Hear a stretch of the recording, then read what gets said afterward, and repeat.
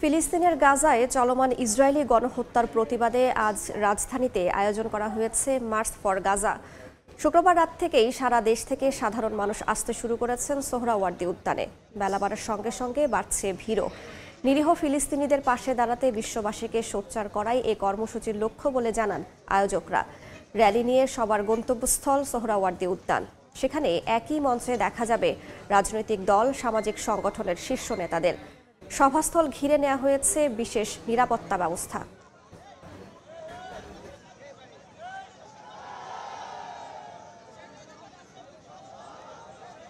শান্তিপূর্ণের সমাবেশকে শান্তিপূর্ণভাবে পৃথিবীর অন্যতম বৃহত্তম গ্যাদারিং করে পুরো বিশ্ববাসীর কাছে আমরা ফিলিস্তিনের পক্ষে সংহতি জানাবো। আমাদের নির্দিষ্ট কিছু গ্যাদারিং পয়েন্ট আছে, অর্থাৎ আমরা যারা গাবতলী বা এই পাশ দিয়ে আসবো, গাবতলী দিয়ে ঢুকবো, মোহাম্মদপুর দিয়ে ঢুকবো, আমরা আসবো হলো বাংলা মোটর। এখান থেকে দুইটায় আমরা মার্চ শুরু করে সোহরাওয়ার্দী উদ্যানে আসবো। রাত থেকে মানুষ মোটামুটি আসা শুরু করছে, তবে সকাল ফজরের পর থেকে মানুষের সমাগমটা আলহামদুলিল্লাহ অনেক বৃদ্ধি পেয়েছে। সুশৃঙ্খলভাবে আসবে। বিভিন্ন জায়গাতে আমাদের শৃঙ্খলা বাহিনী দেওয়া আছে যাতে করে কোনো ধরনের উচ্ছৃঙ্খলতা না হয় এবং আমাদের এটা যেন সুশৃঙ্খলভাবে সুন্দরভাবে আমরা যেন আমাদের আজকের দিনের সারাদিনের কার্যক্রমটা শেষ করতে পারি। এই মুহূর্তে সোহরাওয়ার্দী উদ্যানে আছেন রিপোর্টার শফিক মুন্সি। সরাসরি যাচ্ছি তার কাছে।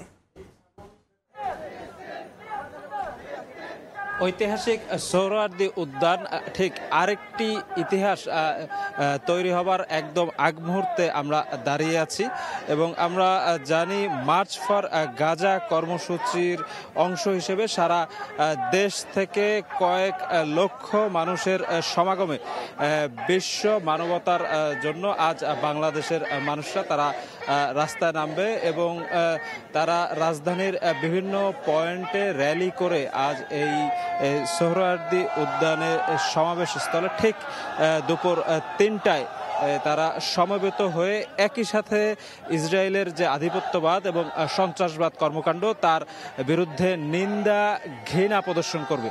আমরা জেনেছি যে এই আজকের কর্মসূচিকে ঘিরে নানা প্রান্তের মানুষ যারা দেশের বিভিন্ন জায়গায় অবস্থান করছে তারা কাল রাত থেকেই এই সোহরাওয়ার্দী উদ্যানে আসা শুরু করেছে এবং এই মুহূর্তে সোহরাওয়ার্দী উদ্যানের যে সভাস্থলের প্রায় অর্ধেকের বেশি জায়গা কিন্তু এই সাধারণ মানুষরা কানায় কানায় পূর্ণ করে ফেলেছে। তারা কিন্তু তাদের হাতে বাংলাদেশ এবং ফিলিস্তিনের পতাকা এবং নানা ধরনের সৃজনশীল প্লাকার্ড তারা ধরে তারা মুহুর্মুহু স্লোগানের মাধ্যমে তারা ইতোমধ্যেই কিন্তু ইসরায়েলি সন্ত্রাসবাদ থামানোর জন্য জাতিসংঘ সহ আন্তর্জাতিক যে শক্তিগুলো আছে তাদের প্রতি আহ্বান জানাচ্ছে।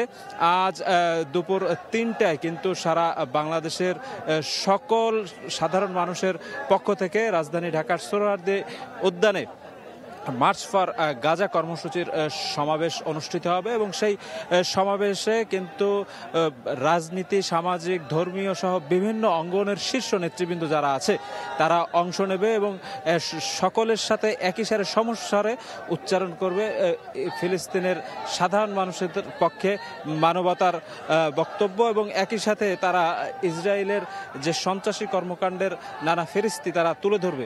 এবং আমরা যে বিষয়টি জেনেছি যে আজকের কর্মসূচিকে ঘিরে সারা ঢাকা শহর বাংলাদেশ সেনাবাহিনী এবং আইন শৃঙ্খলা রক্ষাকারী বাহিনীর অন্যান্য সদস্যদের সমন্বয়ে নিরাপত্তার চাদরে ঢেকে ফেলা হয়েছে।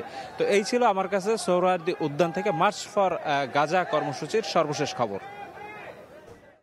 সরাসরি যুক্ত ছিলাম রাজধানীর সোহরাওয়ার্দী উদ্যানে।